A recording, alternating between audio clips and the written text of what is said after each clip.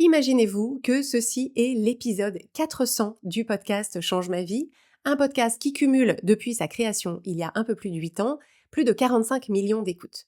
Alors pour célébrer le passage de ce cap, j'ai voulu faire un épisode spécial dans lequel je vais répondre à toutes vos questions sur le podcast. Comment est-ce que je le fabrique ? Comment est-ce que je trouve les idées ? Est-ce que je ne me lasse pas de tenir ce podcast ?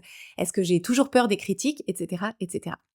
Si vous me découvrez avec cette vidéo, je suis Clotilde Dussoulier, je suis Master Coach certifiée, je suis autrice, j'ai écrit le livre La méthode change ma vie, qui est également paru en poche, et je suis la fondatrice de l'entreprise de coaching Change ma vie. Donc Change ma vie, c'est la référence du coaching de vie en France, on a accompagné plus de 4000 personnes à date, et sur cette chaîne, je vous propose chaque semaine des outils de développement personnel et de coaching simples et accessibles pour que vous puissiez changer votre vie de l'intérieur.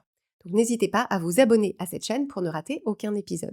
En préparation de cet épisode 400, je vous ai sollicité sur Instagram, donc sur le compte @oui-change-ma-vie du podcast Change ma vie, et j'ai également sollicité les personnes parmi vous qui êtes abonnées à la newsletter de Change ma vie pour vous demander, voilà, qu'est-ce que vous aimeriez savoir sur le podcast ? Et j'ai reçu des centaines de questions, donc c'était super intéressant pour moi de savoir ce qui vous intéressait sur le podcast. J'en ai fait une petite sélection d'à peu près une quinzaine de questions, en choisissant à la fois celles qui revenaient le plus souvent, et puis quelques-unes qui me paraissaient au contraire originales et où je me suis dit que ça me serait l'occasion de partager des choses avec vous que je ne vous ai jamais dites sur le processus de création de ce podcast. La première question qui m'a été posée et qui est de loin celle qui est revenue le plus souvent, c'est: comment choisis-tu les sujets, surtout maintenant? Comment fais-tu pour te renouveler après 400 épisodes? Alors, pour choisir les sujets dont je vous parle sur Change ma vie, il y a 3 sources d'inspiration. La première source d'inspiration, c'est en fait mon expérience personnelle et les sujets sur lesquels moi-même je travaille, sur lesquels j'avance, sur lesquels je progresse. Et en fait, comme je suis perpétuellement en train de m'interroger sur mon mode de fonctionnement, qu'est-ce qu'il y a d'universel dans ce que j'observe sur moi-même, est-ce que ça se transpose pour d'autres personnes, etc. J'ai souvent des sujets que j'ai envie de partager avec vous. La deuxième source d'inspiration, c'est mon expérience de coach, puisqu'on accompagne des personnes au sein de notre programme de coaching. Donc, j'ai connaissance de tout un tas de problématiques qui peuvent être rencontrées par d'autres êtres humains que moi. Je vois des points communs, je vois des patterns dont j'ai envie de vous parler. Et parfois, ce qui se passe aussi, c'est qu'au cours d'une session de coaching, il y a quelque chose qui se passe dans une session de coaching. Donc, soit j'ai un déclic, une compréhension qui se fait à cette occasion, soit il y a quelque chose de particulièrement éloquent qui se passe dans l'échange, et je me dis ce serait quelque chose qui serait intéressant à partager avec les auditeurs et les auditrices du podcast. Et la troisième source d'inspiration, ce sont les échanges que j'ai avec la communauté Change ma vie au sens large. Donc, que ce soit à travers les réseaux sociaux, que ce soit les échanges que j'ai avec les abonnés de la newsletter Change ma vie, puisque j'envoie chaque semaine, à peu près chaque semaine, ce que j'appelle un email juicy. Donc l'email juicy, c'est un email dans lequel je partage quelque chose qui est assez frais, donc c'est pour ça qu'il s'appelle juicy, c'est frais comme une orange pressée. Quelque chose auquel je réfléchis. Donc c'est une réflexion qui généralement n'est pas complètement aboutie, donc qui est pas encore assez mûre pour en faire un épisode de podcast. Mais j'ai envie de le partager avec vous, et selon les réactions que je reçois, généralement vous êtes nombreux et nombreuses à me répondre à ces emails-là, dans la façon que vous avez de rebondir sur certains sujets, ce que vous partagez avec moi, etc. Ça nourrit mon inspiration. Donc j'ai une très longue liste de sujets potentiels dont je pourrais vous parler. Et au moment où c'est l'heure d'enregistrer un épisode de podcast pour une semaine qui vient, je pioche dans cette liste parmi les sujets qui sont les plus vivants pour moi. En fait, j'ai toujours vraiment à cœur de partager avec vous sur le podcast quelque chose qui a une résonance particulière avec moi. J'ai pas envie que ce soit quelque chose qui fasse un peu récité, ou un truc un peu ressassé, ou un vieux truc que j'ai ressorti d'un placard et dont je vous parle, sans qu'il y ait cette vibration à l'intérieur de moi.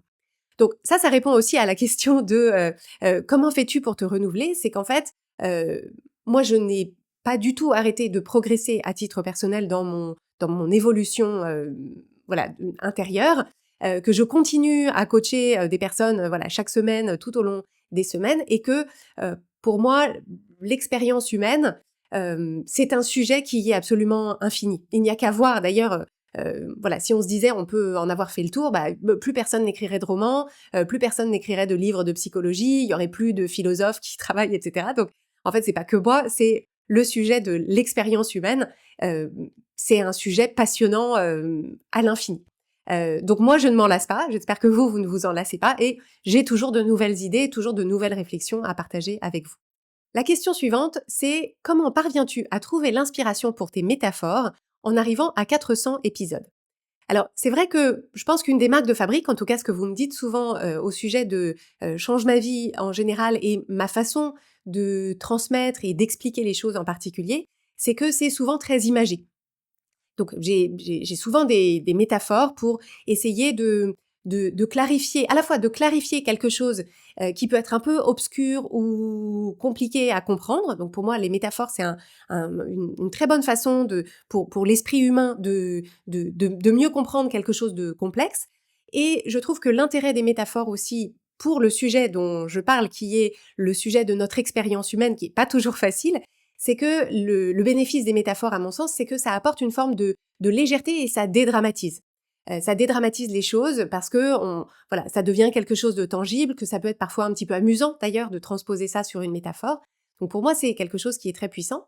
Et la question qui était comment est-ce que tu arrives à trouver de l'inspiration pour ces métaphores, en fait, j'ai pas vraiment, enfin, je ne m'attribue pas vraiment de mérite dans le sens où ça n'est pas quelque chose que je travaille spécifiquement. C'est et peut-être que parmi vous, il y a des personnes qui se reconnaîtront. J'ai vraiment l'impression que mon cerveau est câblé comme ça. C'est-à-dire que quand je réfléchis aux choses, j'ai souvent des similitudes, enfin oui c'est ça, des métaphores qui me viennent. En fait, j'ai beaucoup le cerveau qui fonctionne en analogie. Et c'est la même chose quand quelqu'un me raconte quelque chose. J'ai souvent mon cerveau est à la recherche d'analogies, de chercher. Ok, qu'est-ce que j'ai vécu qui ressemble? Qu'est-ce qui, dans la vie tangible, ressemble à ça? Voilà, mon cerveau fonctionne comme ça, et donc ça ne me demande pas beaucoup d'efforts de trouver ces métaphores, mais si elles vous plaisent et qu'elles vous sont utiles, j'en suis ravie. La question suivante, qui a là aussi un compliment intégré, donc que je prends et avec gratitude. La question c'était, lorsque tu as une question à traiter, comment fais-tu pour trouver une réponse si structurée, concrète et pédagogique? Donc, à nouveau, merci pour les compliments. Et en fait, la façon dont je procède, et qui est vraiment un conseil que je peux vous donner, qui est un conseil très simple, hein, mais que je peux vous donner lorsque vous voulez apporter à une question une réponse structurée, concrète et pédagogique, c'est que très simplement, j'imagine une personne qui est en face de moi et je me pose la question, cette personne en face de moi, si elle venait en m'apportant ce sujet, qu'est-ce qu'elle a besoin de savoir? Qu'est-ce qui est obscur, qui a besoin d'être éclairé? Qu'est-ce qui est compliqué, qui a besoin d'être simplifié? Et j'essaye de réduire ça à l'expression la plus simple, la plus limpide de ce que la personne a besoin de savoir, ce qu'elle a besoin de comprendre et quelles sont les pistes qui vont lui permettre de passer d'un état de je me sens bloquée et impuissante dans cette situation à un état de ah bah tiens, je comprends ce qui se passe, je comprends quel est mon pouvoir sur cette situation ou cette difficulté et je vois de quelle façon est-ce que je peux me mettre en mouvement. Moi, c'est vraiment ma spécialité en fait et c'est le travail du coach, c'est de vous faire passer de cet état de coincé au fond d'une impasse à vous sentir impuissant ou impuissante et de passer de je vois le pouvoir que j'ai pas tous les pouvoirs, mais je vois le pouvoir que j'ai et je vois comment est-ce que je vais pouvoir me remettre en mouvement pour avancer vers ce que je veux.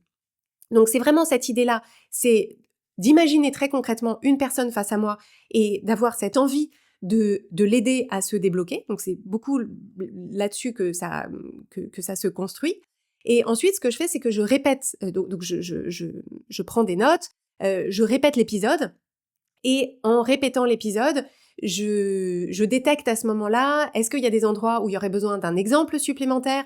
Est-ce que à cet endroit c'est un peu trop long? Ou que en réalité j'ai ouvert un tiroir où il y a trop de trucs dedans et donc en fait ce tiroir-là peut-être ce sera un autre épisode. Voilà, souvent dans la première répétition d'un épisode, j'ai parfois tendance à me perdre un petit peu dans des voilà, des chemins de traverse et je me dis non mais là en fait si on parle là-dedans ça va être trop long, ça va être un épisode voilà qui va durer trop longtemps. Donc cette première répétition me permet d'élaguer un petit peu les branches qui sont pas parfaitement nécessaires. La question suivante, c'est comment prépares-tu les épisodes? À quelle fréquence les enregistres-tu? Y a-t-il plusieurs prises? Combien de temps te demande la rédaction du podcast et son enregistrement? Alors ça, en 8 ans et demi d'existence du podcast, ça a évolué. Au tout début, ce que je faisais, c'est que j'écrivais intégralement le script des épisodes et au moment d'enregistrer les épisodes, en fait, je jouais le script. Donc c'était vraiment des scripts au sens où c'était écrit comme je parlerais. Alors en réalité, c'est pas écrit exactement comme je parlerais parce que quand je parle sans script, évidemment, d'ailleurs vous pouvez le voir là et je vais y revenir dans un instant, il y a plus de digressions, il y a plus de phrases qui genre se terminent pas, voilà, des erreurs, etc. Alors que là, comme j'avais un script qui était écrit pour être, c'était un script qui était écrit pour être dit, ça me permettait de le jouer, donc en y mettant le ton, en y mettant l'engagement, l'énergie, l'émotion, etc. Mais j'avais ce script qui était écrit. Ensuite, je me suis dit, en fait, écrire le script, ça prenait énormément de temps. Donc je m'étais dit, je vais essayer d'apprendre à avoir simplement des notes et puis sur la base de ces notes, voilà, délivrer ce que j'ai envie de partager sur la base de ces notes. Donc ça, c'était bien, c'est plus difficile, mais je m'étais entraînée à le faire. Et puis en fait, ce qui s'est passé après, c'est qu'on s'est mise à proposer à nos clients et nos clientes de coaching la transcription des épisodes du podcast. Et donc, à ce moment-là, c'est redevenu intéressant pour moi de scripter l'épisode, puisque ce script, après, c'était la transcription. Il n'y avait pas besoin de faire une transcription, puisque il y avait le script. Néanmoins, ça me prenait quand même beaucoup de temps, donc voilà, c'était difficile de gagner sur les deux plans. Et là où ça a beaucoup changé, c'est que depuis 1 an et demi maintenant à peu près, je propose une version vidéo des épisodes. Donc ça veut dire que je m'enregistre comme je suis là en train de le faire face à ma caméra. Donc là, ce que vous ne voyez pas, mais sans doute ce que vous devinez, c'est que j'ai l'écran de mon ordinateur qui est en dessous, où j'ai des notes qui me permettent de structurer l'épisode.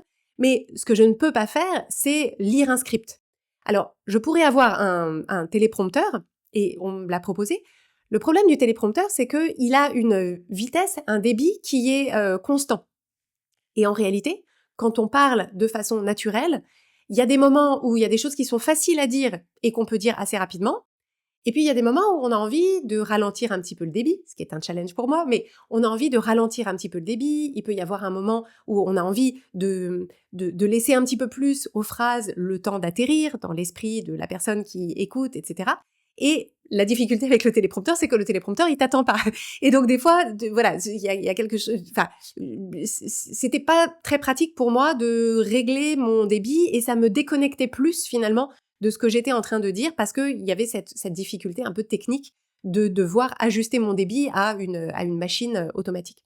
Donc, ce que je fais aujourd'hui, qui est imparfait aussi, c'est que j'ai, comme je vous le disais, je prends des notes, donc je structure mon épisode, je répète l'épisode, et puis au moment de faire la prise, j'essaye de faire une seule prise. Et donc, des fois, comme là, tout de suite, je peux avoir des petites hésitations parce que mon esprit est parti sur un truc, voilà, que je pense au truc que je vais vouloir dire après. Et moi, ce que je me dis, alors il y a forcément des gens à qui ça plaît plus, des gens à qui ça plaît moins, mais que ce que je perds peut-être en précision et en perfection dans l'oralité, dans l'éloquence, je pense qu'on le gagne en spontanéité et en vie. Donc voilà, si vous avez envie de me dire dans la boîte de commentaires sous cette vidéo, si vous regardez la vidéo, ce que vous en pensez, ça m'intéressera d'avoir votre retour. En tout cas, à ce jour, pour pouvoir apporter un contenu qui soit aussi agréable à écouter qu'à regarder, c'est le compromis que je fais aujourd'hui. Donc vous m'avez posé aussi la question du temps de préparation, combien de temps ça prend pour préparer un épisode. C'est assez difficile de répondre à cette question parce qu'en fait, ce temps de préparation, il est assez morcelé. En fait, je parlerais plutôt d'un temps de gestation parce que entre l'idée initiale d'un épisode et son enregistrement, il s'est potentiellement passé des mois. Et donc, ce sont des sujets qui mûrissent dans mon esprit. Voilà, enfin, ça prend forme. Et le moment où je me mets effectivement devant mon ordinateur pour prendre des notes pour structurer l'épisode, il y a déjà eu un temps voilà, de préparation en amont. Néanmoins, je pense qu'on peut dire que entre la préparation des notes, la répétition et l'enregistrement, c'est à peu près, je dirais, une demi-journée par épisode. Et puis après, il y a tout le travail derrière qui est fait par moi et par mon équipe, qui est pour mettre en lumière l'épisode. Donc il faut préparer une description, il faut relayer sur les réseaux sociaux, il faut en parler sur la newsletter, etc. Donc puisque un épisode de podcast en soi, une fois qu'il est diffusé, c'est pas la fin de l'histoire. Moi, ce que j'ai envie de faire, c'est de pouvoir le diffuser et susciter l'intérêt d'un maximum de personnes pour que le travail que j'ai fait et ce que j'ai envie de vous apporter touche le maximum de gens. La question suivante à laquelle je vais répondre, c'est une personne qui m'a dit « Ce que j'apprécie beaucoup dans le podcast et qui dans le même temps me questionne est « Comment fais-tu pour avoir le bon ton, la bonne distance, respect, compréhension, tout en amenant à se questionner ?» Alors là aussi, j'apprécie, c'est une question qui contient pas mal de compliments, donc merci beaucoup, ça me touche. Et en fait, ce que je perçois de ma posture sur le podcast Change ma vie, je pense que ça reflète assez bien la posture que j'ai dans la vie en général et ce que j'ai envie d'apporter dans le monde. En fait, j'ai toujours hautement conscience que chaque individu est vraiment unique, que chaque individu est l'expert de sa propre vie et l'expert de sa propre expérience. Et en fait, moi, j'ai une très grande curiosité du fonctionnement des gens.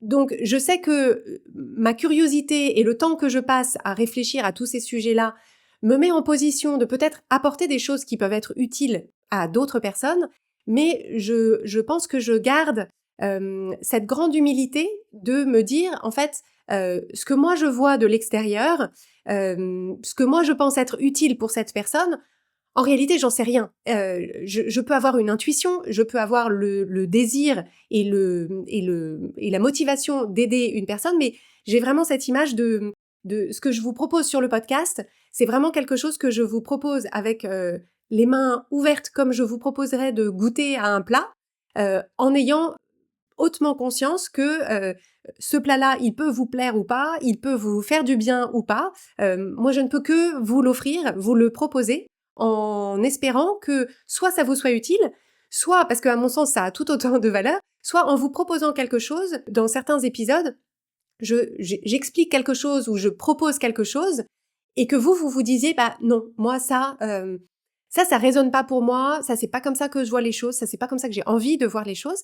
Et à mon sens, ça aussi, c'est utile. Parce que parfois, on a besoin d'entendre le contraire ou quelque chose d'opposé à ce qu'on pense pour pouvoir se révéler à soi-même ce qu'on pense ou notre vision des choses. Donc, j'espère vous apporter ça à travers Change ma vie, mais en tout cas, moi, je me sens en fait très humble sur sur la valeur de ce que je peux vous apporter, dans le sens où je sais que vous êtes un individu différent de moi et malgré toute l'expérience que j'ai, voilà, d'années et d'années de coaching, bah, je sais qu'en fait, il y a des choses qui vont vous parler maintenant, il y a des choses qui vont pas vous parler maintenant, mais qui vous parleront dans beaucoup de temps.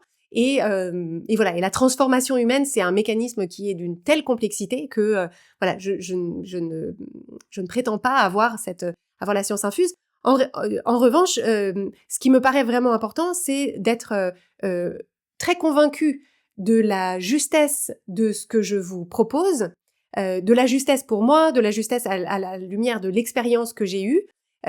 Mais il y a plein de choses qui peuvent être justes en même temps, sans qu'elles soient... voilà, il n'y a pas une vérité, mais il y a plein de vérités qui sont toutes justes dans leur contexte et avec leur prisme.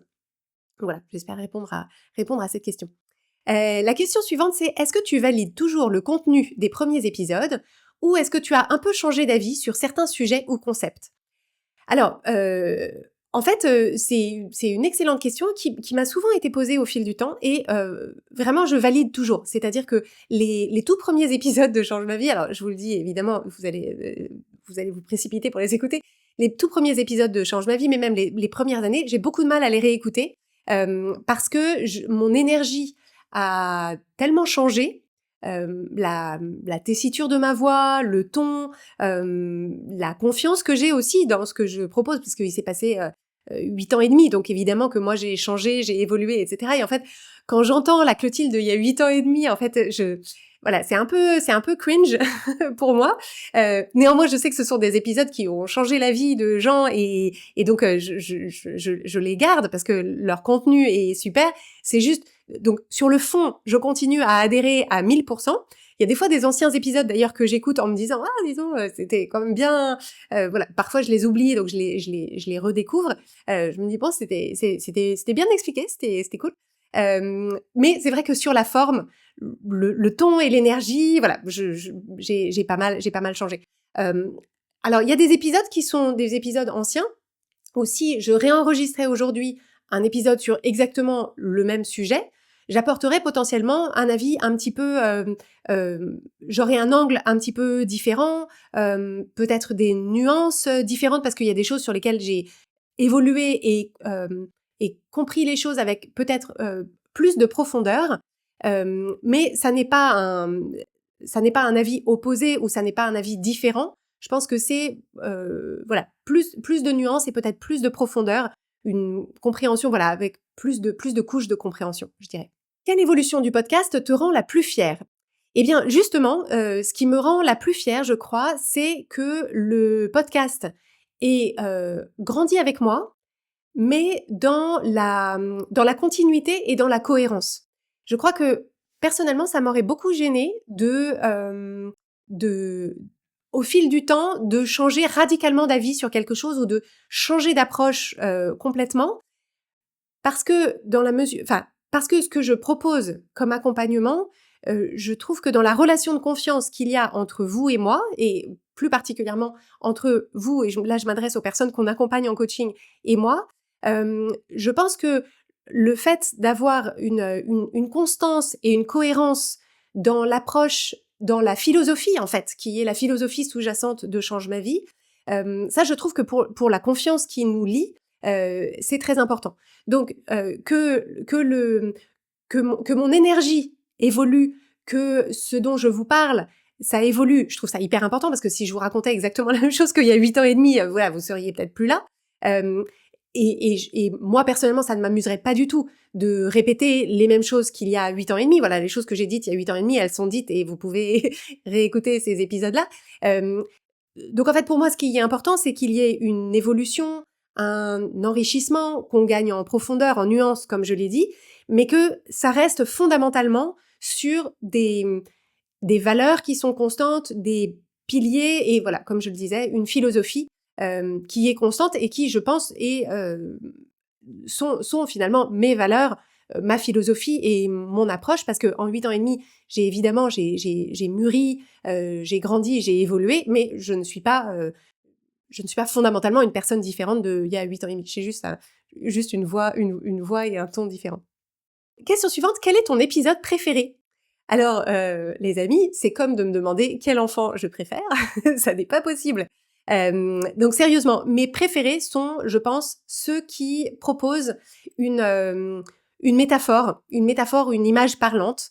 Et donc je pense en particulier, il y a un épisode que j'aime beaucoup, qui est La route vers la Bretagne. Alors en plus, cet épisode, je l'aime beaucoup parce que c'est l'illustration de ce que j'évoquais tout à l'heure comme source d'inspiration. C'est une métaphore qui est venue dans une session de coaching, avec en plus une cliente de coaching que j'aime beaucoup, qui se reconnaîtra en passant. Et donc il y avait vraiment quelque chose, la route vers la Bretagne, cette métaphore qui est venue comme ça dans une session de coaching que j'ai pu vous transmettre à travers cet épisode de Change ma vie et qui en plus est un épisode dont vous m'avez beaucoup reparlé après. C'est-à-dire qu'il y a, c'est vraiment, donc il y a la route vers la Bretagne, il y a je ne suis pas mon gâteau au chocolat, il y a l'image du marteau dans l'épisode des critiques, il y a le bus à 2 étages. Donc ces métaphores, en fait, moi ce que je préfère, c'est quand je suis en mesure de vous proposer une métaphore et que je sens qu'elle trouve sa place dans votre vie intérieure, que c'est quelque chose qui devient comme une espèce de voilà, comme un personnage de votre vie intérieure et que ça vous est utile. Et pour moi, il y a une espèce de complicité qui se noue aussi entre nous. C'est-à-dire qu'en fait, cette idée du bus à 2 étages, en fait, il y a que les gens qui écoutent Change ma vie qui comprennent ce que c'est que ce concept, et la route vers la Bretagne aussi. Donc c'est un petit peu comme si on avait un langage secret ou comme des private jokes autour de ces métaphores. Et donc je pense que c'est ces épisodes-là que j'aime le plus. J'aime aussi beaucoup les antidotes. Les antidotes qui sont des épisodes que alors pour le coup je scripte parce que ça démarre toujours comme si c'était une lettre que je m'écrivais à moi-même en rencontrant une difficulté particulière.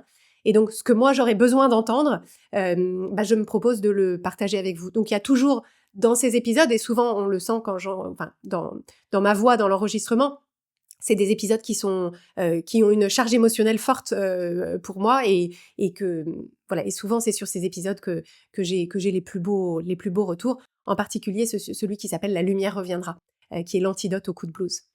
Alors une personne m'a demandé: quand je conseille ton podcast à quelqu'un qui a une problématique, j'aimerais pouvoir lui conseiller 2 ou 3 épisodes pour démarrer, mais je ne sais pas comment chercher efficacement. Peut-être qu'un chatbot pourrait nous guider. Alors, le projet du chatbot, c'est quelque chose qui est dans un coin de ma tête depuis assez longtemps. J'aimerais bien effectivement que vous puissiez interagir avec les épisodes de Change ma vie, avec cette immense quantité de sagesse, d'enseignement, d'outils, sans avoir à nécessairement fouiller.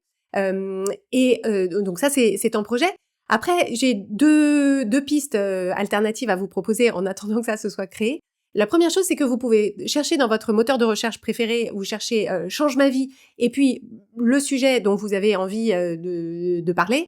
Et généralement, parmi les résultats, vous allez trouver l'épisode qui correspond le mieux, puisque pour chaque épisode, on fait une description, et que donc même si vous ne cherchez pas précisément le titre de l'épisode, voilà, votre moteur de recherche va vous proposer les épisodes les plus pertinents.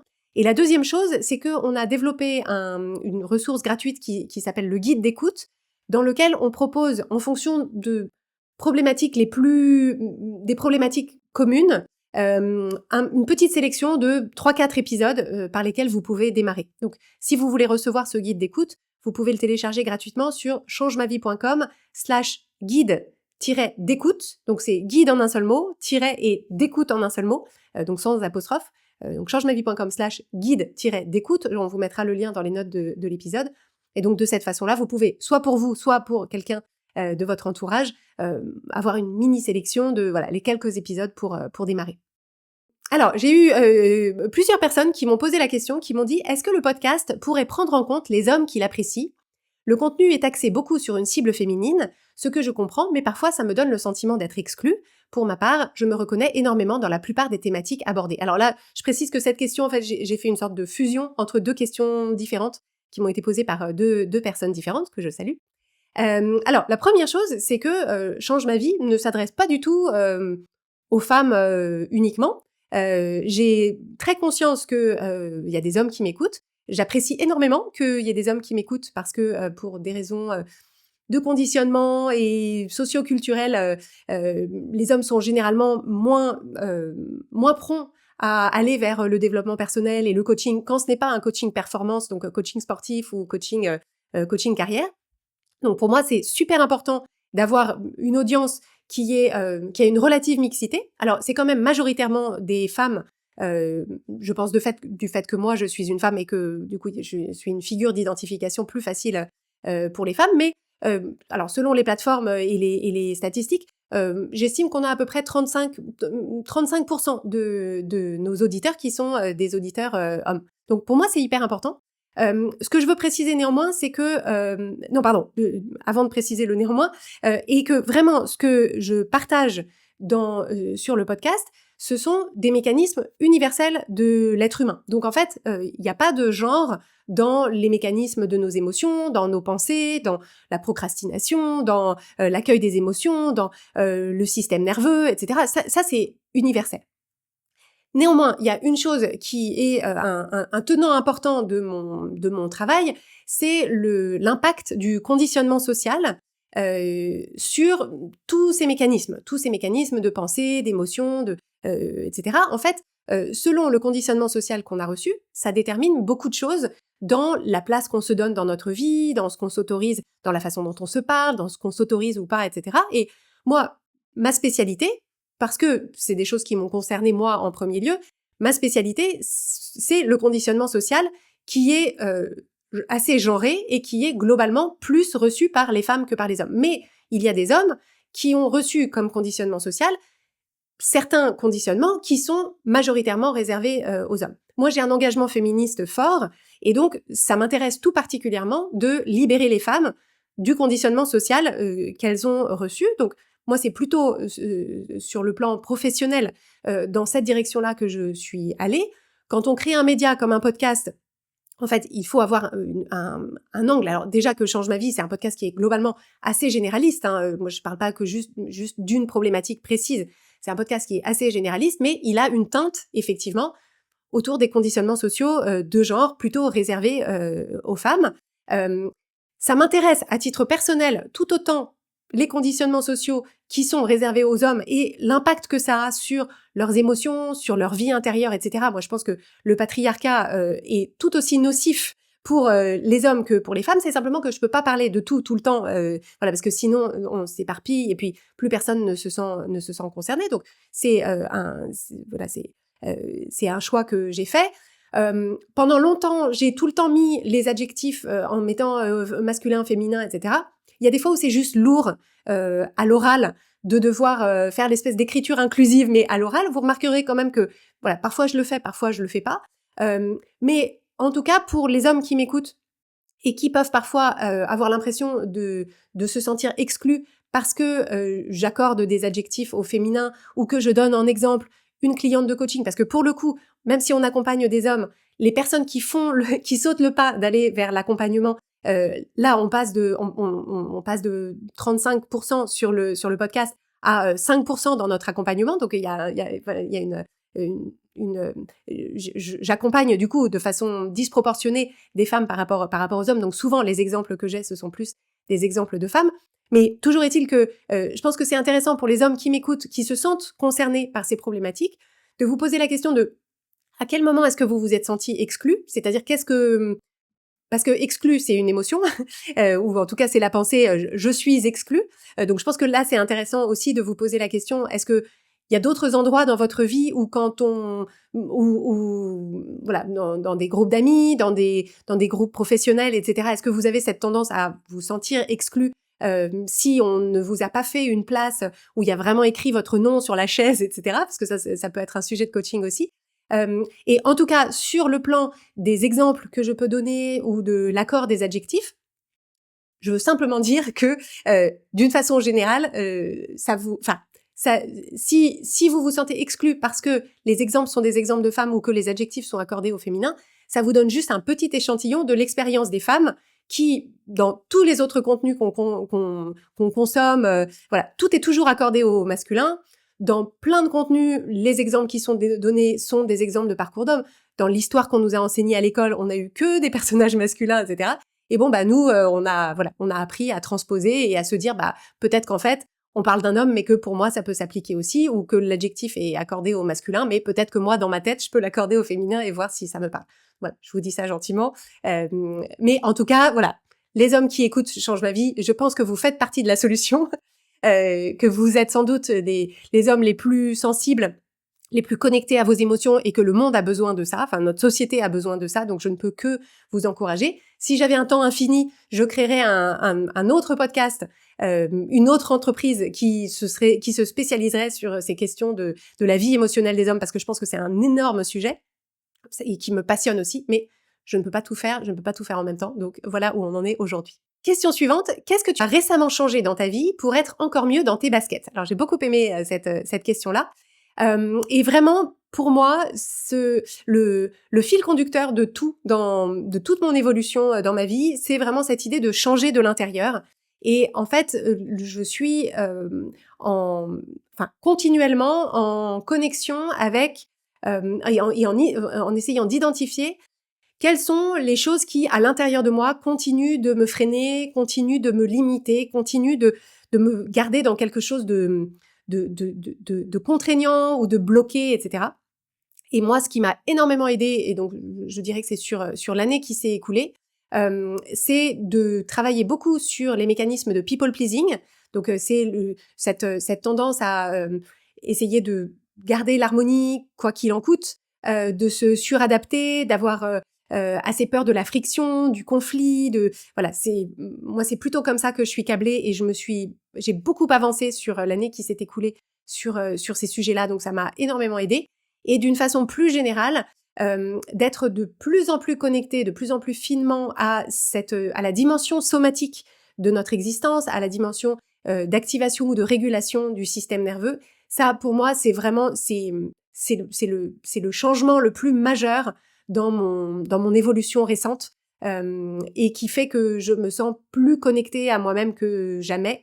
Et voilà, donc c'est vraiment ces changements-là que j'ai apportés.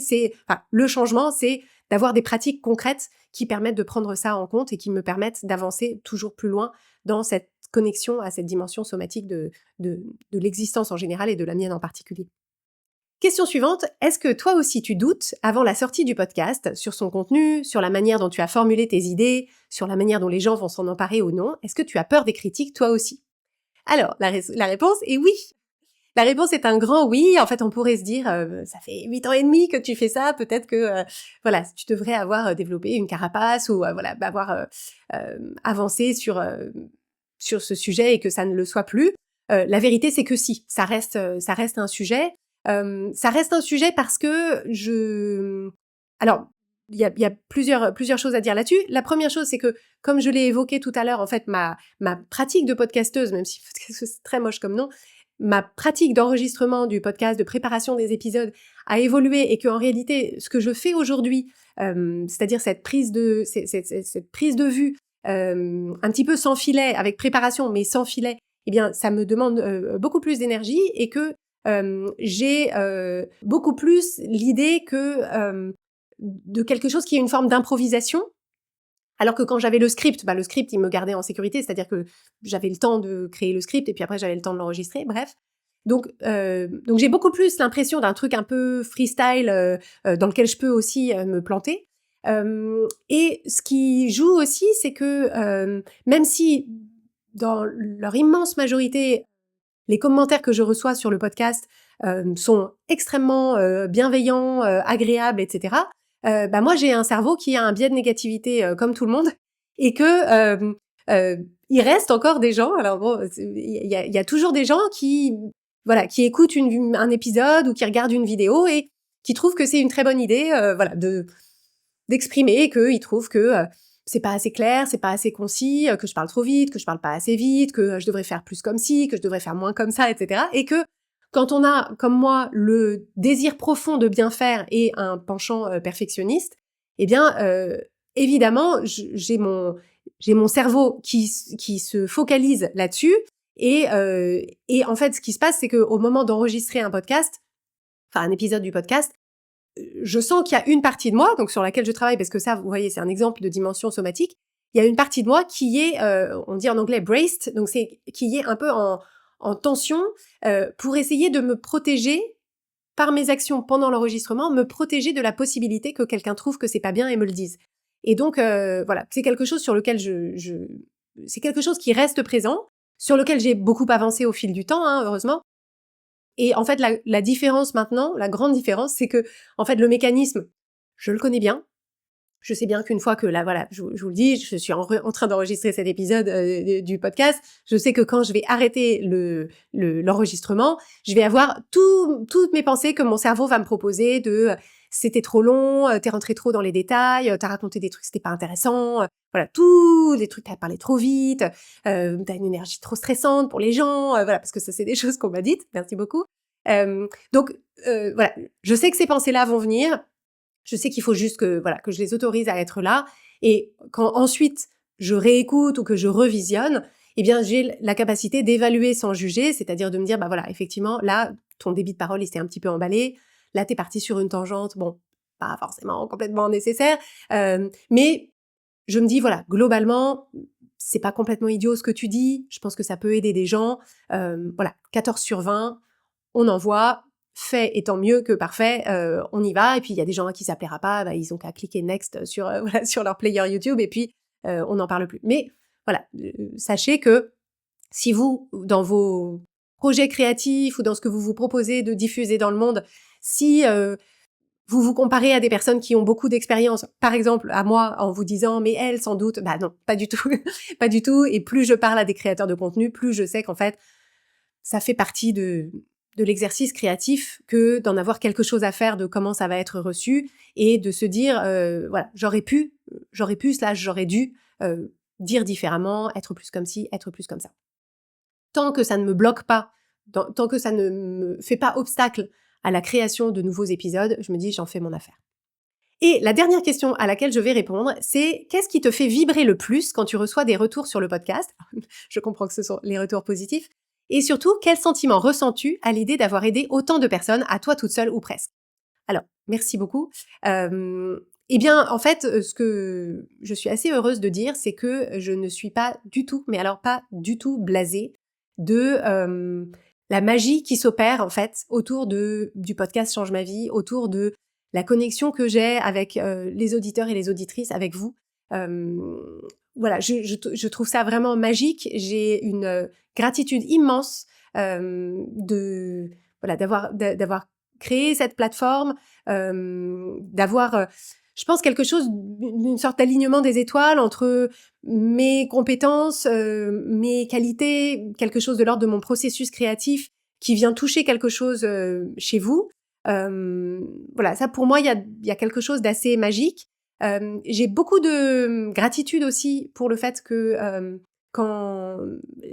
l'immense majorité des retours, et en particulier en personne, quand il y a des personnes qui me reconnaissent dans la rue, alors parfois qui me reconnaissent dans la rue à ma voix, c'est-à-dire qu'ils ne m'ont pas vue et ils m'entendent, et donc si vous vous reconnaissez, je vous salue. Voilà, ça peut m'arriver dans ma vie personnelle d'être à différents endroits et d'avoir quelqu'un qui vient me voir en me disant est-ce que c'est vous Clotilde Dussoulier, c'est vous le podcast Change ma vie, etc. Et qu'en fait c'est toujours extrêmement respectueux, c'est toujours hyper délicat, c'est toujours très touchant pour moi.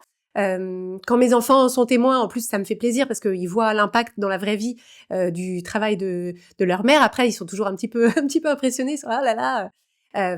Voilà, mais ça reste quelque chose c'est jamais intrusif, c'est toujours très gentil, très respectueux, et vraiment ça me touche beaucoup. Donc voilà beaucoup de gratitude. Et ce que je veux vous dire un peu en clôture, c'est que moi le truc le plus important pour moi dans ma vie, et ça fait hyper longtemps que c'est le cas, c'est en fait je veux pouvoir sur mon lit de mort, il se trouve que j'ai pas peur de mourir, et c'est lié d'ailleurs, je veux pouvoir à mon dernier jour me dire j'ai l'émotion qui monte en vous disant ça, je veux pouvoir me dire sur mon lit de mort, en fait, ma vie, mon existence sur Terre a eu un impact positif. Je veux me dire que le fait que je vive, qu'il y ait cette espèce de hasard total, d'un spermatozoïde qui rencontre un ovule avec voilà ce truc-là qui était complètement improbable. Il y avait beaucoup plus de chances que ce soit plein d'autres personnes que moi qui vivent à la place de moi, que mon existence sur Terre a eu un impact positif sur la vie d'autres personnes. Et en fait, à travers, alors c'était déjà le cas avec mon travail avant, avec mon blog de cuisine, à cette échelle-là, mais le fait de me dire en 400 épisodes de podcast, 45 millions d'écoutes, des centaines de milliers de personnes qui m'ont écouté, sans parler des personnes bien sûr qu'on accompagne en coaching, de me dire à travers mes mots, à travers mes idées, à travers mon énergie, à travers mon implication, en fait j'ai touché la vie d'autres gens, je l'ai touché positivement. En fait je me dis c'est bon, en fait je peux mourir aujourd'hui, je peux mourir demain, évidemment je serais embêtée de pas voir mes enfants grandir, et je serais embêtée que voilà qu'ils soient orphelins, mais pour moi, pour ma part, pour le solde de ma vie et ce que j'ai vécu, j'estime que ma coupe est pleine et que j'ai eu largement plus que ma part en termes de gratification de ce que je peux faire dans le monde. En fait, j'ai même pas les mots pour l'exprimer.